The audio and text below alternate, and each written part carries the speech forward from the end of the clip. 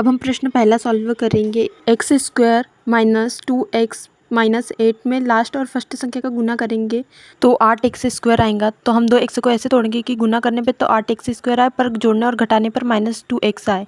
2x के सामने minus का चिन्ह है तो हम बड़ी संख्या के आगे माइनस का चिन्ह लगाएंगे। तो 4 और 2 ऐसी संख्या जो जोड़ने घटाने पे -2x आएंगी। तो हम 2x को -4x प्लस 2x माइनस 8 लिख सकते। तो यहाँ पे a का मान 1 और b का मान -2 और c का मान -8 दिया है। अब हम कॉमन निकालेंगे तो x कॉमन में आएगा और x -4 बचेगा और इधर 2 कॉमन में आएगा और x -4 बचेगा। तो x -4 कॉमन में आ जाएगा और x धन 2 बच जाएगा।